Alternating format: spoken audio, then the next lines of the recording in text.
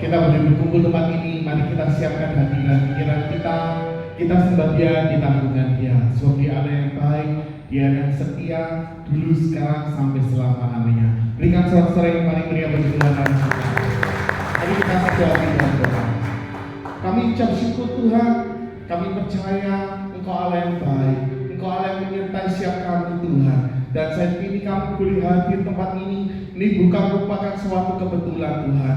Ini semua karena anugerah yang terindah bagi kami, sehingga Kau berikan satu kali kesempatan lagi Tuhan, untuk kami boleh beribadah, memuji muliakan nama-Mu.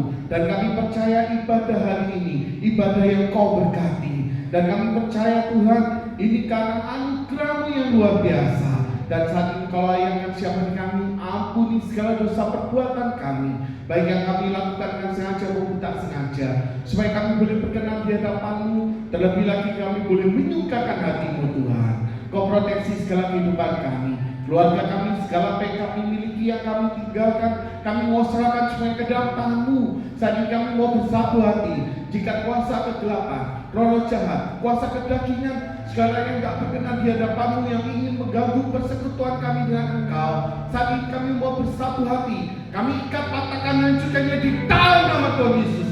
Biarlah Tuhan curang kuasa Roh Kudus-Mu, itulah yang menjamah siap kami Tuhan, sehingga kami boleh pulang dari tempat ini. Kami pulang membawa berkat, sukacita, dan sejahtera yang daripada-Mu.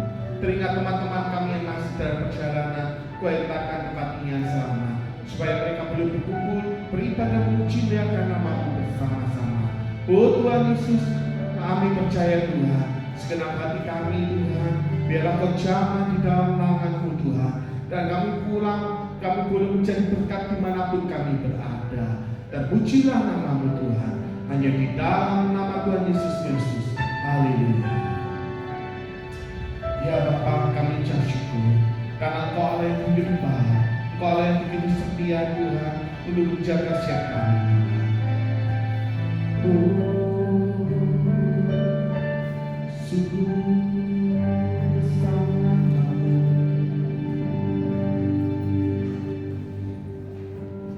kemanakah aku dapat pergi, menjauhi Roh-Mu yang suci, Kau sahabat,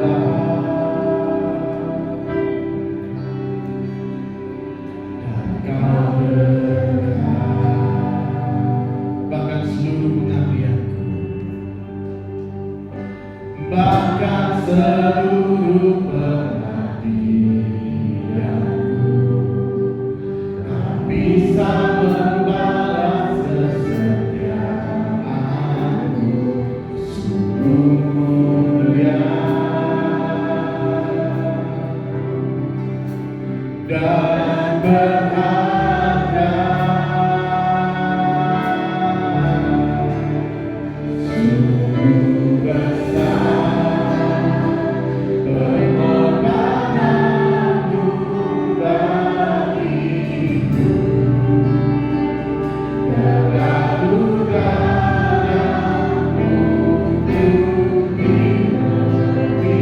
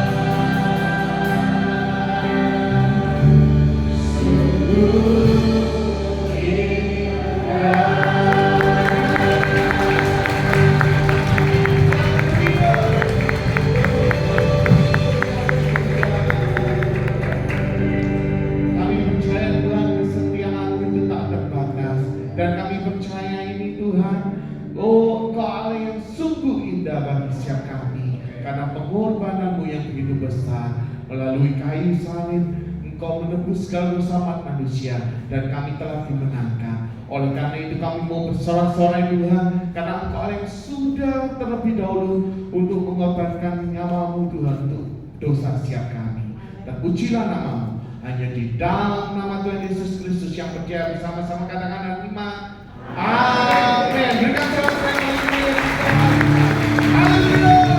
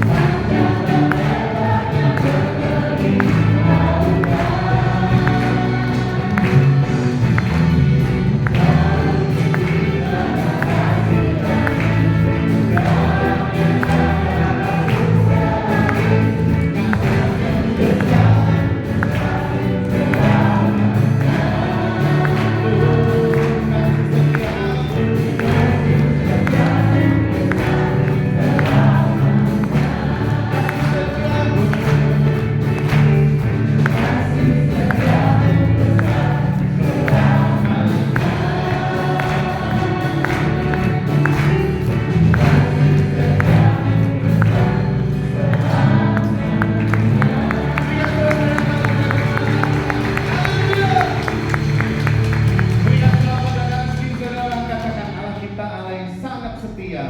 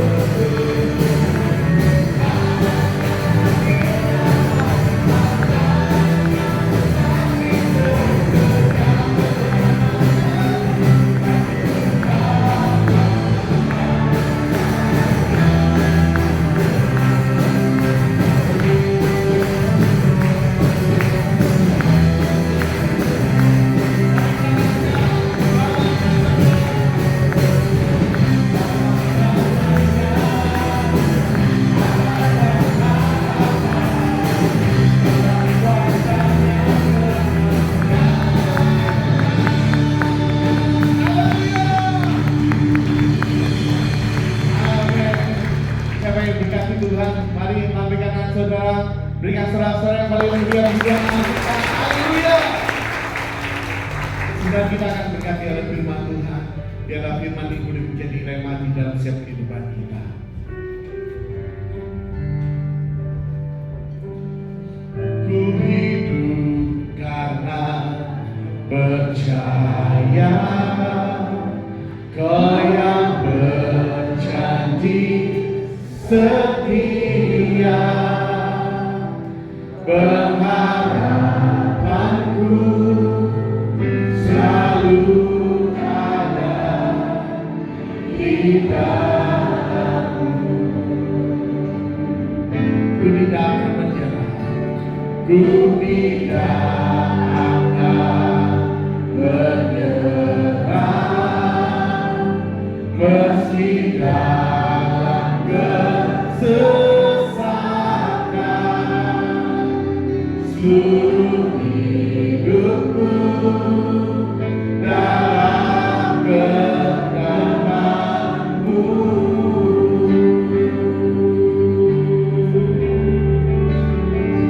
Aku punya Tuhan yang besar, yang telah berjanji dan sanggup menggenapi imanku bersemakan percaya kuasa-Nya. Ku terima sekarang kemenangan darimu.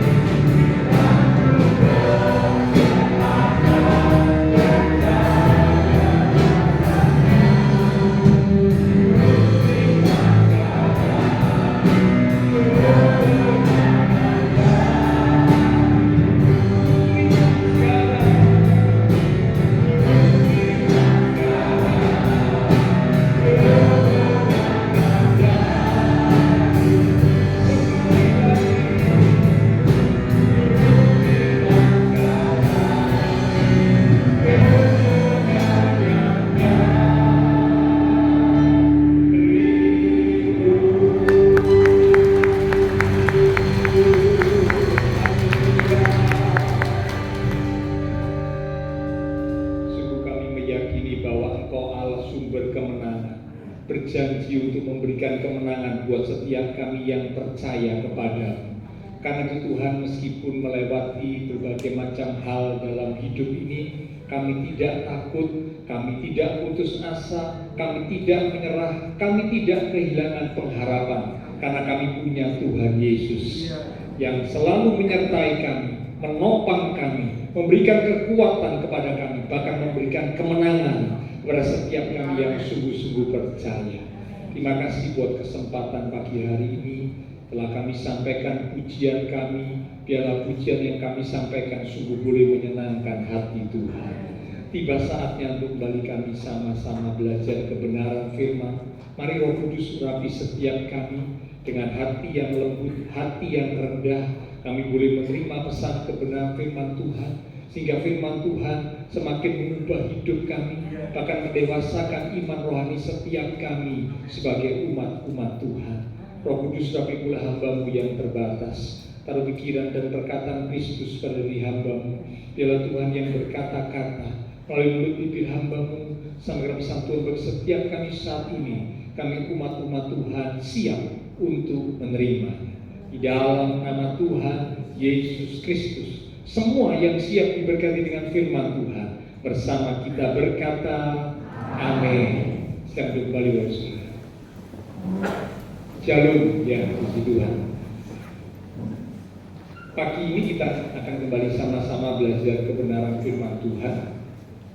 Judul perenungan firman Tuhan adalah tentang keajaiban air mata. Sekali lagi, keajaiban air mata. Ya. Di Injil Yohanes pada pasal yang ke-11 ayat yang ke-35. Yohanes pasal 11 di ayat yang ke-35 itu dicatat ada sebuah ayat yang kalimatnya itu pendek, ya. Ayat itu cuma berkata, maka menangislah Tuhan Yesus. Itu Yohanes pasal 11 di ayat yang ke-35. Ya. Perikop itu kalau Bapak Ibu baca, itu perikop yang menceritakan ketika Tuhan Yesus menjumpai Marta dan Maria dalam keadaan sedih, duka yang mendalam. Karena apa? Saudara mereka yang mereka kasihi yang bernama Lazarus telah mati. Ya. Nah, Tuhan Yesus juga mengasihi Lazarus yang mati ini. Ya, nah waktu Tuhan Yesus datang bertemu dengan Marta dan Maria dalam keadaan duka cita, dalam keadaan sedih yang mendalam, ya, saat itulah hati Tuhan Yesus tergetar. Tuhan Yesus terharu. Tuhan Yesus bisa turut merasakan apa yang dirasakan oleh Maria dan Marta. Itulah sebabnya Yohanes 11 ayat 35 mencatat, maka menangislah Tuhan Yesus. Ya, ayat yang singkat, kalimatnya pendek, namun memiliki makna yang sangat dalam. Karena dari ayat tersebut kita tahu bahwa Tuhan Yesus ternyata bisa merasakan kesedihan manusia. Tuhan Yesus bisa tersentuh hatinya. Jadi kalau Bapak Ibu Saudara sedang merasa sedih, Tuhan bisa merasakan kesedihan kita. Hati Tuhan bisa tersentuh saat melihat kesedihan dari umatnya. Air mata adalah bahasa kalbu yang paling dalam. Air mata dapat mengungkapkan hal-hal yang tidak dapat diungkapkan dengan kata-kata. Ya, jadi kadang-kadang ada hal-hal yang kita tidak bisa mengungkapkannya dengan kata-kata, namun air mata mampu mengungkapkannya lebih daripada kata-kata yang bisa diucapkan. Alkitab mencatat, ya, di dalam Alkitab ada banyak kali ditulis tentang air mata, ya. Tentang air mata ditulis kurang lebih ada 36 kali. Ya, kalau Bapak Ibu melihat dari perjanjian lama, perjanjian baru, kata air mata di dalam Alkitab itu ditulis kurang lebih 36 kali kata air mata. Lalu kata menangis atau tangisan, meratap, itu ditulis kurang lebih 150 kali. Jadi ternyata Alkitab menuliskan tentang air mata menuliskan tentang menangis, tentang meratap. Air mata itu bukan sebagai pelengkap atau hanya kebetulan diberikan ada di manusia, tetapi air mata itu ternyata banyak gunanya. Ya, dan hari ini kita akan belajar bersama-sama apakah kegunaan dari air mata. Itulah sebabnya judul pertemuan firman Tuhan, keajaiban air mata. Ya, ternyata air mata yang Bapak Ibu Saudara dan saya miliki itu adalah sesuatu yang ajaib.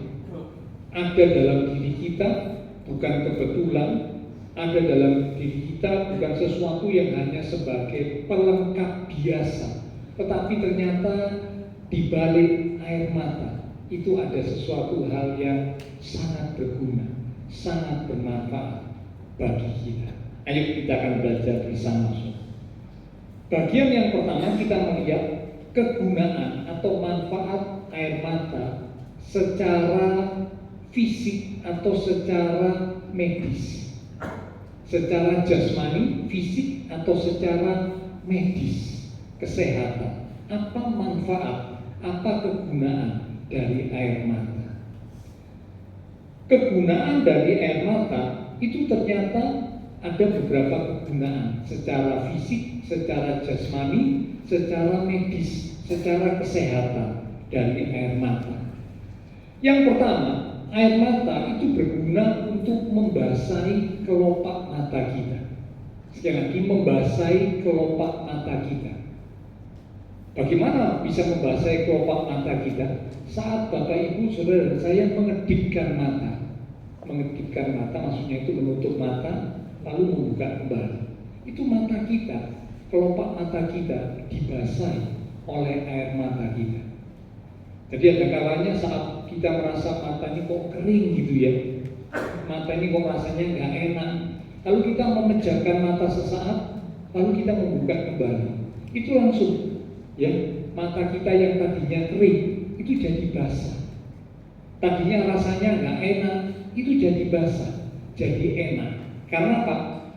Waktu kita menutupkan mata, lalu kemudian kita membuka mata, ya, itu air mata kita membasahi kelopak mata kita. Itu manfaat yang pertama, secara fisik, jasmani, medis, kesehatan. Jadi air mata bermanfaat, berfungsi untuk membasahi kelopak mata.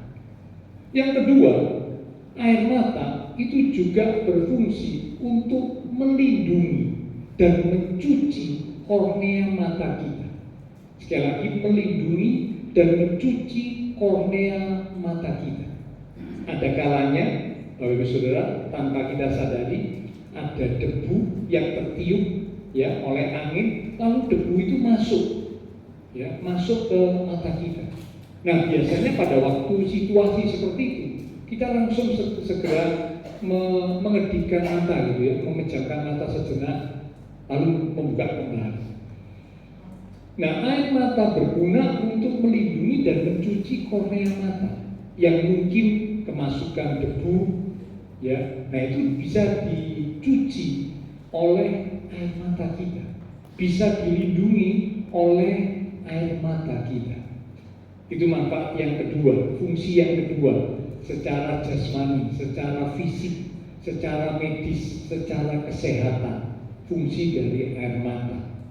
Yang ketiga, fungsi dari air mata secara fisik, secara medis adalah untuk menyatakan kondisi emosi kita, menyatakan kondisi emosi kita atau perasaan kita. Jadi saat perasaan kita merasa sesuatu, air mata ini bisa menyatakan bagaimana perasaan kita. Waktu kita sedih, wah, tanpa kita sadari, air mata ini keluar. Waktu kita bahagia, tanpa kita sadari, air mata itu juga keluar. Mengungkapkan perasaan, mengungkapkan emosi kita. Ya. Nah, Ketika emosi diungkapkan dengan air mata, di dalamnya turut bekerja otak, hormon, syaraf. Otak turut bekerja, hormon diproduksi, syaraf turut bekerja, sehingga air mata keluar waktu kita merasa sesuatu. Ya. Nah, salah satu hormon yang muncul ketika emosi atau perasaan itu bekerja, air mata keluar, air mata menetes. Itu salah satu hormon yang muncul, itu adalah hormon leucin enkephalin. Leucin enkephalin. Ya. Hormon ini berfungsi sebagai painkiller. Painkiller itu artinya pembunuh rasa sakit, mengurangi rasa sakit, ya, menahan rasa sakit. Biasanya kalau seseorang itu mengalami sakit atau cedera yang cukup parah, ya, entah itu cedera otot, entah itu mungkin sakit gigi sampai membuat kepala pusing, ya. Nah, itu biasanya kalau sudah datang orang itu akan minum obat tertentu untuk menahan rasa sakit, untuk mengurangi rasa sakit, atau bahkan untuk menghilangkan rasa sakit. Tentunya dalam dosis yang aman, ya, karena kalau dalam dosis yang berlebihan bisa membawa efek samping yang besar juga. Dalam dosis yang aman, ya, itu bisa diminum lalu mulai rasa sakit, rasa nyeri itu jadi mereda, jadi berkurang. Itu namanya obat-obatan painkiller, obat-obatan yang bisa meredakan rasa sakit, mengurangi rasa sakit, menghilangkan rasa sakit. Itu namanya obat painkiller. Nah, ketika perasaan seseorang tersentuh, perasaan seseorang bekerja, maka ada hormon yang tadi saya sebutkan, ya, hormon leucin enkephalin itu bekerja saat perasaan seseorang tersentuh. Dan hormon ini ternyata berfungsi sebagai painkiller, meredakan rasa sakit, mengurangi rasa sakit. Jadi kalau satu ketika ada seseorang yang merasa begitu sedihnya, ya, sehingga dia mungkin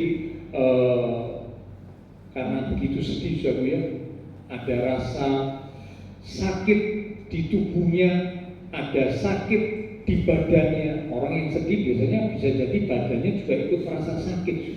Nah, waktu dia menangis, hormonnya bekerja, hormon leucin enkephalin, maka akan berfungsi untuk mengurangi rasa sakit itu.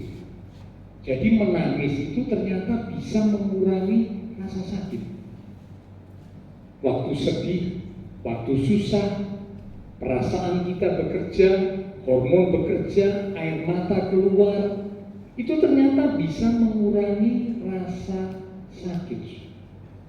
Ya, itu beberapa fungsi dari air mata secara jasmani, secara fisik, secara medis.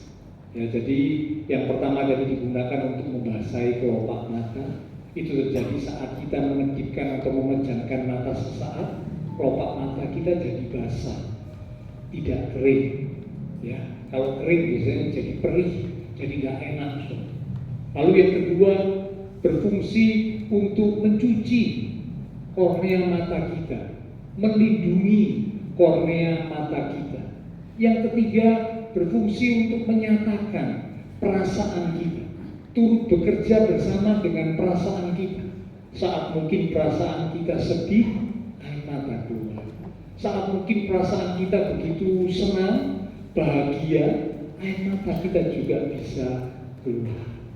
Ya, dan saat air mata itu keluar bekerja bersama dengan perasaan, maka diciptakan hormon leucin enkephalin yang berfungsi sebagai painkiller, mengurangi rasa sakit, meredakan rasa sakit. Nah, itu fungsi secara jasmani, fungsi secara fisik, fungsi secara medis. Nah, sekarang kita masuk bagian yang kedua. Ini yang menjadi hal yang akan kita soroti lebih jauh. Apakah fungsi air mata menurut Alkitab ya secara rohani? Kalau tadi kita cuma lihat sekilas secara jasmani, secara fisik, secara medis, ternyata air mata punya fungsi yang cukup besar dalam diri seorang manusia. Nah, sekarang kita lihat secara rohani, menurut Alkitab, apakah fungsi dari air mata itu? Sehingga tadi dikatakan judul perenungan firman Tuhan, keajaiban air mata. Yang pertama, fungsi air mata menurut Alkitab adalah air mata itu membawa kehidupan. Air mata itu membawa kehidupan. Ini yang pertama menurut Alkitab. Seorang bayi yang baru lahir pasti selalu menangis. Jika bayi yang baru lahir itu tidak menangis, maka akan dibuat oleh dokter atau bidan yang menangani proses bersalin itu supaya bayi itu menangis. Mengapa harus menangis saat seorang bayi itu lahir? Karena tangisan bayi yang baru lahir itu membuat paru-paru sang bayi yang baru lahir itu bisa berkembang dan berfungsi dengan baik, sehingga akhirnya bayi itu bisa bernafas dan hidup. Tapi kalau seorang bayi yang baru lahir tidak menangis, diam saja, maka itu paru-parunya tidak akan bisa berkembang, paru-parunya tidak akan bisa berfungsi dengan baik, sehingga akhirnya bayi itu akan sulit untuk bernafas. Dan ada kemungkinan bayi itu akhirnya akan mati. Ya, menurut cerita ya, saya dulu waktu lahir sempat gak nangis, katanya begitu ya, karena saya juga tidak sadar. Ya, jadi waktu lahir itu karena keliling oleh kalung khusus ya sampai 2 lilitan. Ya, jadi waktu lahir itu tidak nangis. Jadi termasuk agak ajaib ya. Biasanya orang lahir nangis, saya waktu lahir waktu itu tidak langsung nangis.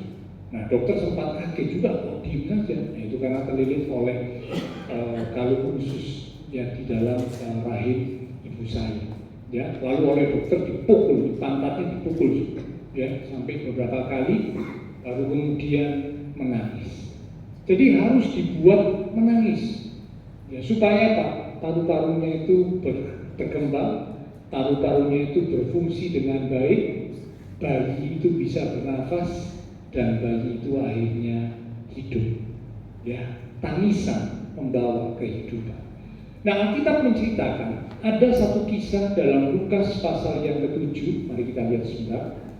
Lukas pasal yang ke-7 di ayat yang ke-36 mulai.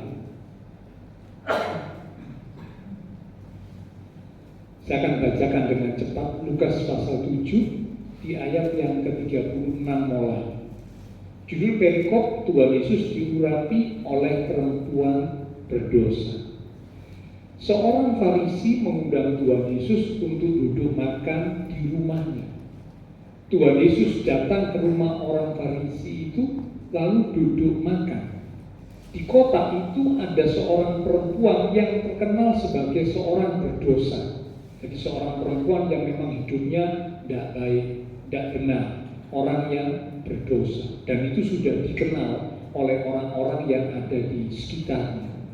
Ketika perempuan itu mendengar bahwa Tuhan Yesus sedang makan di rumah orang Farisi itu, datanglah ia membawa sebuah buli-buli puala berisi minyak wangi. Sambil menangis, nah ini salah satu kata yang tertulis dalam Alkitab, menangis. Sambil menangis, perempuan itu pergi berdiri di belakang Tuhan Yesus, dekat kakinya, lalu membasahi kakinya itu dengan air matanya dan menyekanya dengan rambutnya. Kemudian ia mencium kakinya dan meminyakinya dengan minyak wangi itu. Ketika orang Farisi yang mengundang Tuhan Yesus melihat hal itu, ia berkata dalam hatinya, jika ia ini nabi, ia di sini maksudnya jika Tuhan Yesus ini nabi, tentu ia tahu siapakah dan orang apakah perempuan yang menjamahnya ini. Tentu ia tahu bahwa perempuan itu adalah seorang berdosa. Ya, karena wanita ini sudah dikenal oleh masyarakat sekitarnya sebagai orang yang berdosa. 40. Lalu Tuhan Yesus berkata kepadanya, Simon, ada yang hendak kukatakan kepadamu. Saud Simon, Simon ini sang pemilik rumah, orang Farisi pemilik rumah yang mengundang Tuhan Yesus untuk datang ke rumahnya, makan di rumahnya. Itu namanya Simon. Saud Simon, katakanlah guru. Ada dua orang yang berhutang kepada seorang telepas uang. Yang seorang berhutang 500 dinar, yang lain 50. Jadi ada dua orang berhutang. Ini perumpamaan yang Tuhan Yesus berikan kepada Simon, sang pemilik rumah. Yang satu hutangnya 500 dinar, yang satu hutangnya 50 dinar. Karena mereka tidak sanggup membayar, kedua-duanya sama-sama nggak bisa membayar hutang. Maka ia sini adalah sang penagih hutang yang memiliki uang, menghapuskan hutang kedua orang itu. Jadi dua orang yang berhutang, baik 500 dinar, baik 50 dinar, karena tidak bisa membayar, tidak sanggup membayar, dibebaskan. Siapakah di antara mereka yang akan terlebih mengasihi dia? Jadi kalau ada yang dihapuskan hutangnya, yang lebih merasa bersyukur, yang lebih merasa berterima kasih, itu siapa? Tentu Bapak Ibu Saudara bisa menjawab, yang lebih bersyukur, yang lebih berterima kasih, itu yang hutangnya lebih banyak, yang dibebaskan. Semakin banyak hutang yang dibebaskan, ya semakin berterima kasih, semakin bersyukur.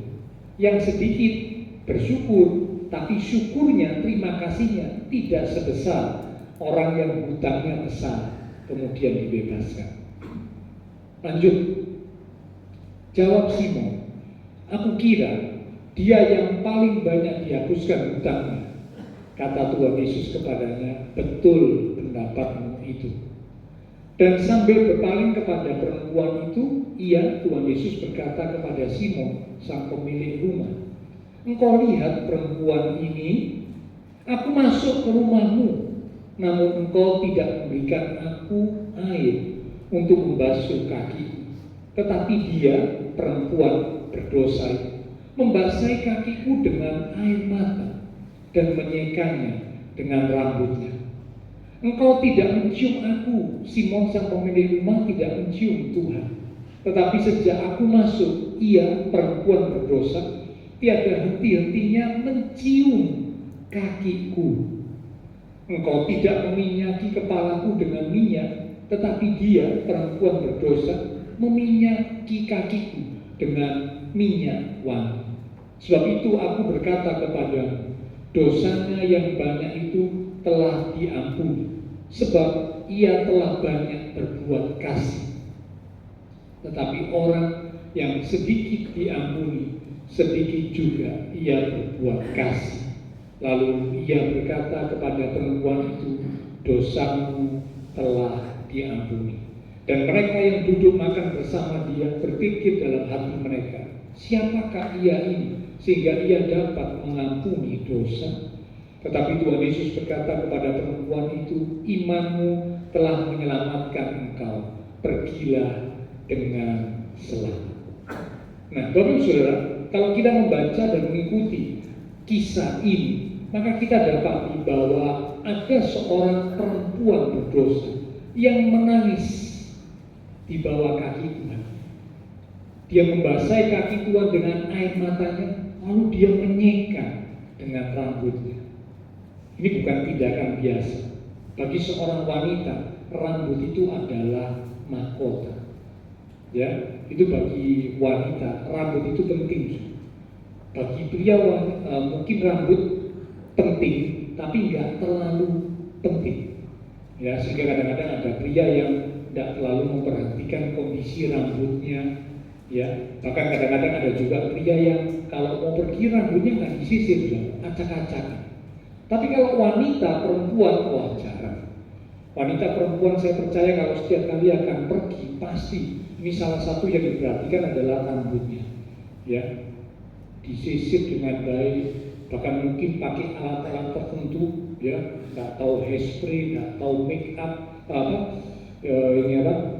take off atau apalah yang lain supaya rambutnya kaku, rambutnya bisa berdiri, rambutnya bisa mengkrop, nah gitu saja ya, dicatok, ya mungkin dikeriting, diapakan lah saya nggak ngerti.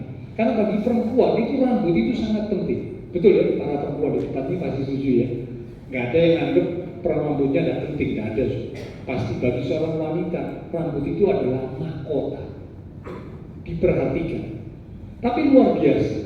Perempuan berdosa setelah dia membasahi kaki Tuhan Yesus dengan air matanya, dia menangis di bawah kaki Tuhan, dia membersihkan, dia menyeka kaki Tuhan Yesus yang basah, diseka dengan rambutnya. Rambutnya adalah mahkota, digunakan untuk menyeka, membersihkan kaki Tuhan Yesus. Ya, luar biasa. Menunjukkan perbuatan kasih yang sangat mendalam dari perempuan itu. Mengapa? Karena ternyata tangisan air mata atau tangisan dari perempuan ini adalah tangisan penyesalan dan pertobatan. Tangisan penyesalan dan pertobatan. Dia menyadari dirinya adalah seorang yang berdosa. Dia sadar. Itulah sebabnya saat dia dengar Tuhan Yesus datang di rumah Simon, dia menghampiri Tuhan Yesus. Dia beranikan diri untuk datang kepada Tuhan Yesus. Lalu dia menangis di bawah kaki Tuhan. Tangisannya menyatakan penyesalan, pertobatan atas kehidupannya yang salah, yang tidak benar. Ya, dan puji Tuhan, ternyata kalau kita baca akhirnya Tuhan Yesus berkata kepada perempuan itu, "Hai perempuan, dosamu sudah diampuni. Pergilah dengan selamat. Imanmu menyelamatkan engkau." Tangisan penyesalan, tangisan pertobatan dari perempuan berdosa membuat akhirnya mendatangkan kehidupan yang baru bagi perempuan. Kehidupan yang dipulihkan bagi perempuan. Sebelumnya hidupnya tidak ada harapan. Dia merasa hidupnya kotor, hidupnya tidak layak. Maaf, bagikan mungkin dipandang seperti sampah masyarakat. Karena semua orang sudah tahu ini bukan wanita baik-baik, ini wanita berdosa, ini wanita yang hidupnya tidak benar, wanita yang bejat, mungkin begitu. Ya, masyarakat sekitar, orang sekitar sudah memandang perempuan ini rendah, bahkan mungkin dipandang sebagai sampah masyarakat. Tapi ketika dia datang kepada Tuhan Yesus, dia menangis di bawah kaki Tuhan, air matanya jatuh di kaki Tuhan Yesus dan kemudian diseka dengan rambutnya, yang menunjukkan tangisan penyesalan, tangisan pertobatan. Air mata dari perempuan ini tidak sia-sia. Air mata dari perempuan ini, tangisan dari perempuan ini mendatangkan kehidupan yang baru. Sehingga perempuan ini setelah bertemu dengan Tuhan Yesus, dia menerima kehidupan yang baru, kehidupan yang dipulihkan terjadi dalam diri perempuan yang berdosa. Ya, jadi karena itulah yang pertama, Alkitab mencatat, Alkitab menceritakan bahwa ternyata air mata itu bisa membawa kehidupan yang baru, kehidupan yang dipulihkan. Jadi Bapak Ibu Saudara, kalau satu ketika mungkin kita merasa ada kesalahan yang sudah kita lakukan, ada dosa yang sudah kita lakukan, mari jangan putus asa, jangan terus tinggal dalam dosa, segera datang di bawah kaki Tuhan, menangis di bawah kaki Tuhan, seperti perempuan, sadar bahwa kita sudah bersalah, kita sudah berdosa, datang merendahkan diri, menangis di bawah kaki Tuhan, minta ampun dengan sungguh-sungguh. Saya percaya sesuai dengan apa apa yang dikatakan firman Tuhan, bahwa kalau kita mau mengakui dosa, meminta ampun dengan sungguh-sungguh, Dia Allah yang setia dan adil. Dia berjanji untuk mengampuni kita dan menyucikan kita dari segala dosa pelanggaran kita, seperti yang dialami oleh perempuan berdosa. Ya, jadi manfaat air mata yang pertama menurut Alkitab adalah air mata itu membawa kehidupan. Jadi jangan malu untuk menangis, jangan ragu untuk menangis. Sekalipun kita pria, ternyata tangisan air mata kita di hadapan Tuhan itu tidak pernah sia-sia. Kitab Yesaya 57 mencatat, kita lihat sebentar ya, Yesaya 57 di ayat yang ke-15.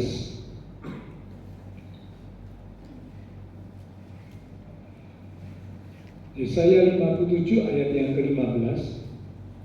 Sebab beginilah firman yang maha tinggi dan yang maha mulia, yang bersemayam untuk selamanya dan yang maha kudus namanya. Perhatikan kalimat berikut.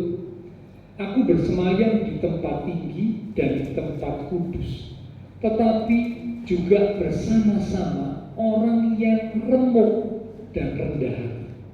Jadi maksudnya Tuhan yang bersemayam di tempat maha tinggi, maha kudus, tetapi dikatakan Tuhan juga bersama-sama dengan orang yang remuk dan rendah hati. Ini artinya bicara tentang orang yang hancur hati, orang yang menangis di bawah kaki Tuhan. Itu maksudnya. Untuk apa Tuhan bersama dengan orang yang hancur hati, orang yang menangis di bawah kaki Tuhan? Untuk menghidupkan semangat orang-orang yang rendah hati dan untuk menghidupkan hati orang-orang yang rendah. Jadi kalau Bapak Ibu Saudara dan saya satu ketika kita menangis di bawah kaki Tuhan, tangisan kita, air mata kita itu tidak sia-sia. Nah, kita mencatat Tuhan bersemayam di tempat maha tinggi, namun Tuhan juga ada bersama-sama dengan orang yang hatinya remuk, yang hatinya hancur. Tuhan hadir untuk menghidupkan, memberikan semangat kepada orang yang remuk, orang yang hancur hatinya. Hidupnya dipulihkan, hidupnya dibaharui, hidupnya diubahkan ketika datang dengan sungguh di bawah kaki Tuhan untuk meminta pengampunan. Ya, ini yang pertama. Manfaat air mata menurut Alkitab, air mata itu membawa kehidupan. Yang kedua, manfaat air mata menurut Alkitab. Yang kedua, air mata itu mendatangkan kekuatan. Air mata itu mendatangkan kekuatan. Banyak orang berpikir bahwa air mata itu identik dengan kelemahan. Tidak. Jika kadang-kadang ada orang yang karena berpikir air mata itu identik dengan kelemahan, maka mereka menahan diri untuk tidak mau menangis. Sebisa mungkin tidak mau nangis.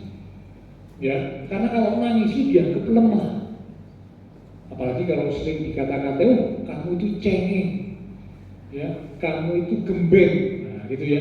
Wah, semakin orang yang biasanya terpukul dengan kata-kata itu, dia berusaha menahan diri untuk tidak mau menangis. Karena dipikir tangisan atau air mata itu bicara identik dengan sebuah kelemahan. Tapi ternyata enggak. Air mata itu sesungguhnya ya bukan bicara tentang kelemahan. Orang yang bisa menangis justru itu memiliki daya tahan yang lebih kuat daripada orang yang tidak bisa menangis. Saya ulangi ya, orang yang bisa menangis itu ternyata memiliki daya tahan yang lebih kuat daripada orang yang tidak bisa menangis. Jadi jangan salah Sob ya. Jadi kalau kita selama ini berpikir orang yang menangis itu orang yang lemah, itu keliru.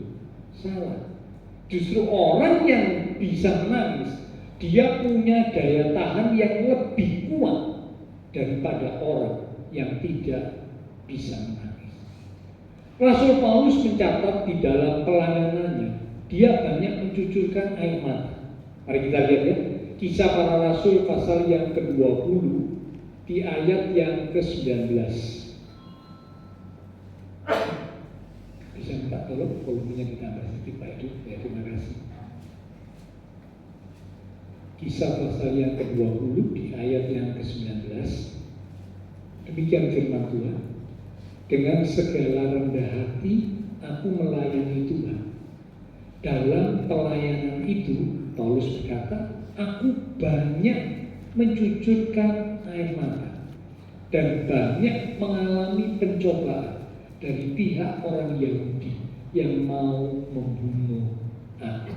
Sudah perhatikan, Paulus berkata dalam pelayanan aku banyak mencucurkan air mata. Ini statement dari Paulus.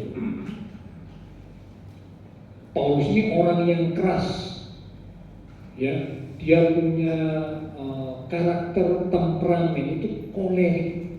Orang yang kolerik itu orang yang keras, orang yang punya pendirian kuat, seorang yang biasanya menjadi pemimpin. Dan kalau dia jadi pemimpin, dia cenderung diktator. Diktator itu maksudnya tidak bisa diatur, bertindak dengan tegas dan keras. Itu orang kolerik. Nah, Paulus ini temperamennya, karakternya itu kolerik. Ya. Tetapi Alkitab mencatat di dalam pelayanannya Paulus banyak mencucurkan air mata. Paulus banyak menangis.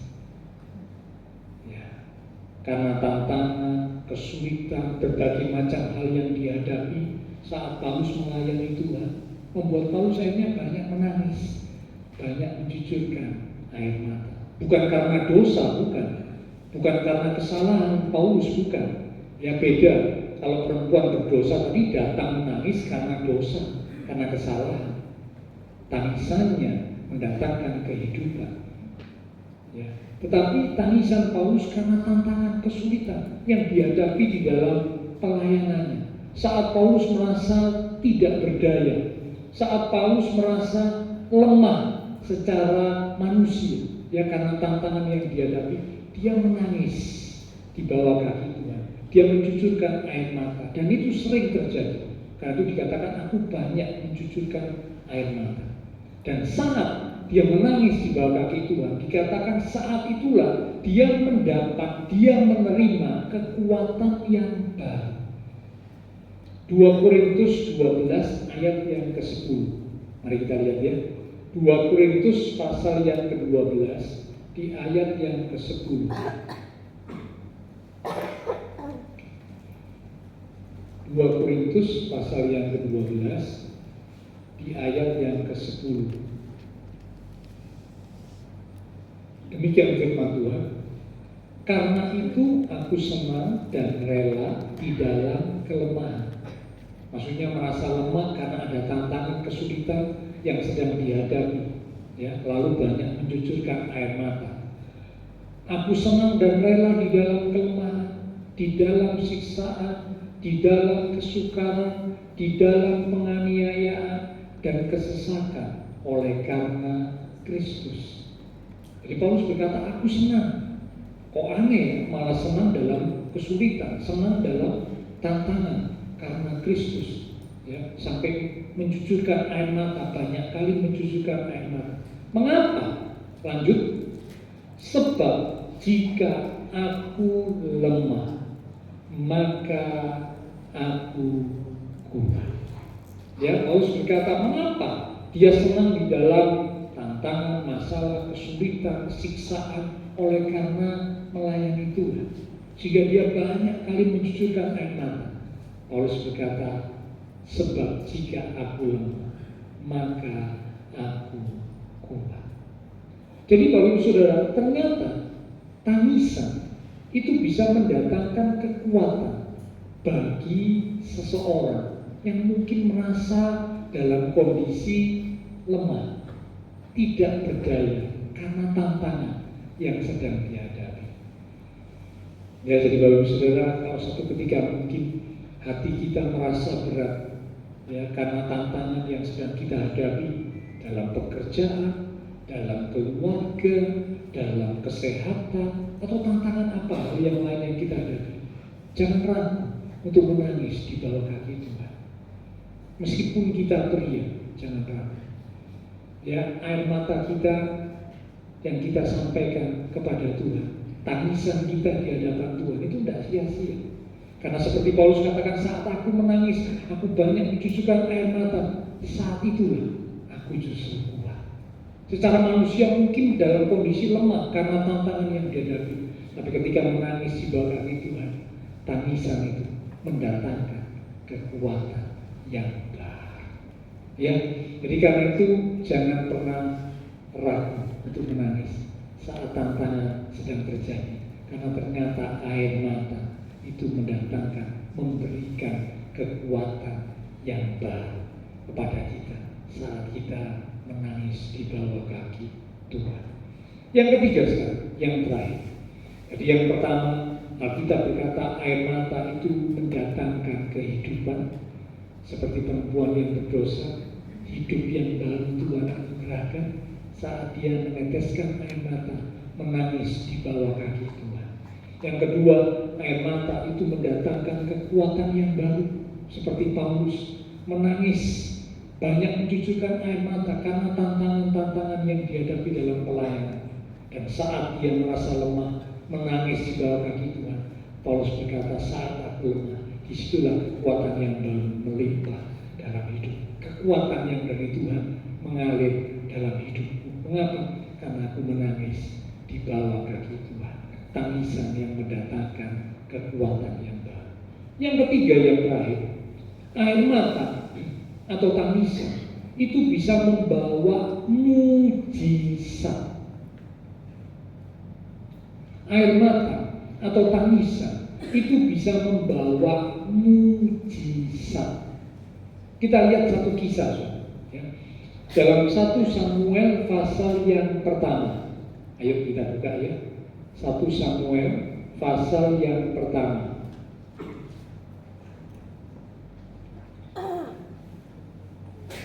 Saya bacakan dengan cepat ya, supaya kita tahu ceritanya. Lahirnya Samuel, itu judul perikopnya. Ada seorang laki-laki dari Ramataim Sofi, dari pegunungan Efraim, namanya Elkana bin Yeroham bin Elihu bin Tohu bin Suf, seorang Efraim. Orang ini mempunyai 2 istri, yang seorang bernama Hana dan yang lain bernama Penina. Penina mempunyai anak, tetapi Hana tidak. Saya stop dulu. Kalau Bapak Ibu membaca orang ini mempunyai 2 istri, jangan lalu berkata begini, loh, ternyata tokoh Alkitab ada yang punya 2 istri loh Pak. Kalau itu saya juga boleh punya istri lebih dari 1 Pak. Nah, jangan ya. Karena Alkitab menuliskan itu yang baik tentunya kita tiru, kita teladani, kita lakukan. Tapi yang tidak baik, yang tidak benar ya jangan dilakukan. Ya ini tidak benar ya, karena dalam Alkitab yang dipersatukan itu 1 pria dengan 1 wanita. Bukan 1 pria dengan 2 wanita, atau 1 wanita dengan 2 pria, enggak. 1 pria dan 1 wanita dipersatukan dalam pernikahan. Ya, jadi ini dituliskan bukan untuk dicontoh, tapi ini menjadi sebuah kisah. Ya. 3, orang itu si Elkana itu ya, dari tahun ke tahun pergi meninggalkan kotanya untuk sujud menyembah dan mempersembahkan korban kepada Tuhan semesta alam di Silo. Di sana yang menjadi imam Tuhan ialah kedua anak Eli, Hofni dan Pinehas. Pada hari Elkana mempersembahkan korban, diberikannya lah kepada Penina istrinya dan kepada semua anaknya yang laki-laki dan perempuan, masing-masing sebagian. Meskipun ia mengasihi Hana, ia memberikan kepada Hana hanya 1 bagian, sebab Tuhan telah menutup kandungannya. Tetapi madunya, yaitu Penina, selalu menyakiti hati Hana, supaya ia gusar, karena Tuhan telah menutup kandungannya. Demikianlah terjadi dari tahun ke tahun. Setiap kali Hana pergi ke rumah Tuhan, Penina menyakiti hati Hana, sehingga ia menangis dan tidak mau makan. Lalu Elkana suaminya berkata berkata kepadanya, "Hana, mengapa engkau menangis dan mengapa engkau tidak mau makan? Mengapa hatimu sedih? Bukankah aku lebih berharga bagimu daripada 10 anak laki-laki?" Pada suatu kali setelah mereka habis makan dan minum di Silo, berdirilah Hana, sedang Imam Eli duduk di kursi dekat tiang pintu bait suci Tuhan. Dan dengan hati pedih, hati sedih, ia, Hana, berdoa kepada Tuhan sambil menangis terseduh-seduh. Sekali lagi, berdoa sambil menangis terseduh-seduh. 11. Kemudian bernasalah ia, Hana bernasa. Katanya, "Tuhan semesta alam, jika sungguh-sungguh engkau memperhatikan sengsara hambamu ini dan mengingat kepadaku dan tidak melupakan hambamu ini, tetapi memberikan kepada hambamu ini seorang anak laki-laki, maka aku akan memberikan dia kepada Tuhan untuk seumur hidupnya, dan pisau cukur tidak akan menyentuh kepalanya." Saya langsung lompat pada ayat yang ke 19, ya.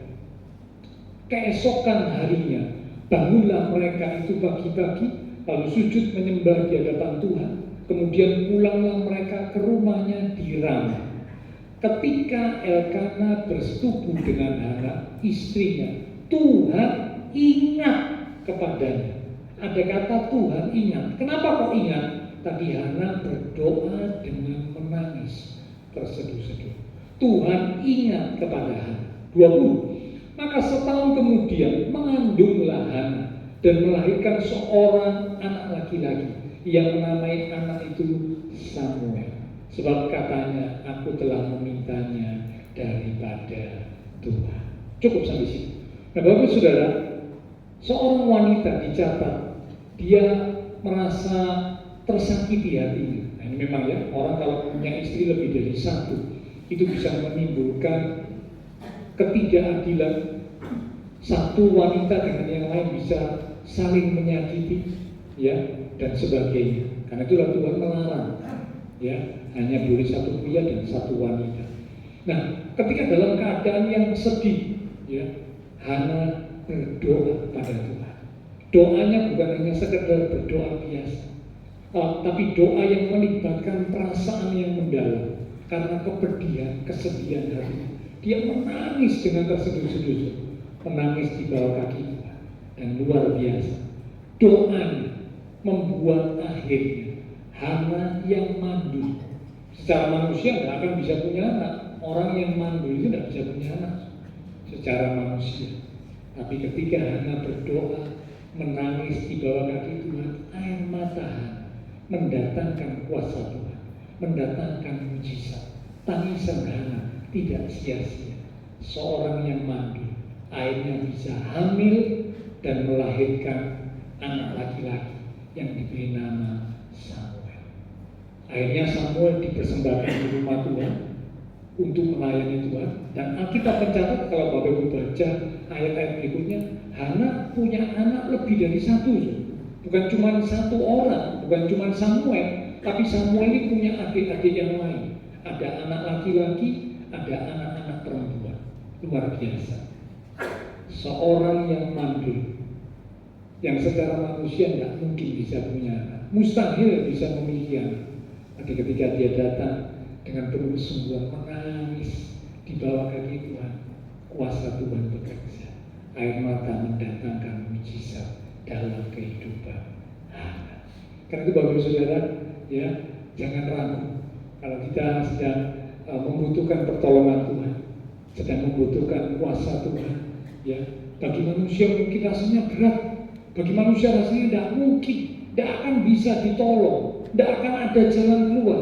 Tapi kalau kita menangis dengan sungguh di bawah kaki Tuhan, tangisan kita, air mata kita, itu bisa mendatangkan mujizat dalam hidup kita. Ya, jadi itulah 3 manfaat yang Alkitab catat tentang air mata. Yang pertama dikatakan air mata itu bisa mendatangkan kehidupan, hidup yang baru, seperti perempuan berdosa, dosanya diampuni. Yang kedua, air mata bisa mendatangkan kekuatan. Tanpa tantangan dihadapi oleh Paulus dalam pelayanan, tetapi saat dia menangis mencucurkan air mata, Tuhan memberikan kekuatan yang baru kepada Paulus.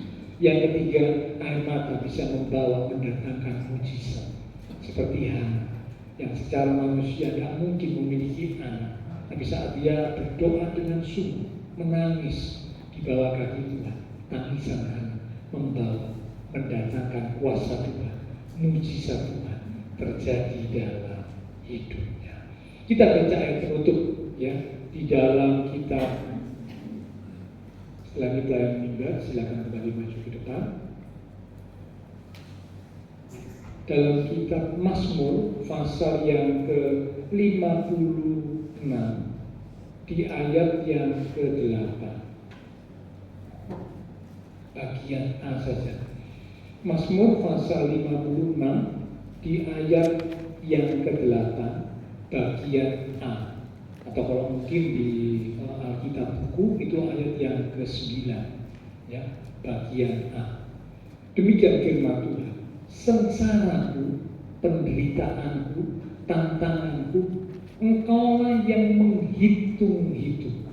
Air mataku kau taruh ke dalam kirbat. Amin. Sengsara kita, Tuhan menghitung, Tuhan memperhatikan, Tuhan mengetahui, Tuhan memperhatikan. Dan dikatakan air mata kita saat mungkin menghadapi kesengsaraan, hati terasa berat, kita menangis di bawah kaki Tuhan. Dikatakan air mata kita ditampung di dalam kirbat Tuhan. Ini menunjukkan bahwa tangisan air mata kita itu tidak pernah sia-sia. Tuhan melihat itu semua. Mari kita akan datang pada Tuhan lewat satu pujian. Kita katakan, Tuhan Yesus setia. Tuhan Yesus setia. Dia sahabat kita. Dalam segala susahku, selalu menghiburku. Dia mengerti bahasa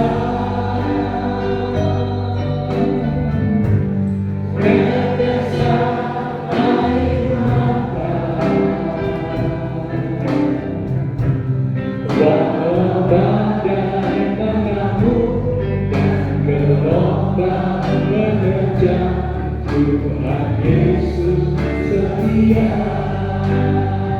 Tuhan Yesus setia. Tuhan Yesus setia. Kaulah sahabat kami. Dia sahabat kita.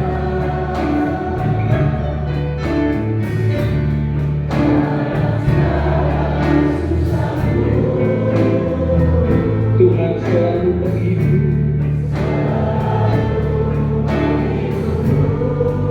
Yang mengerti merasakan resah.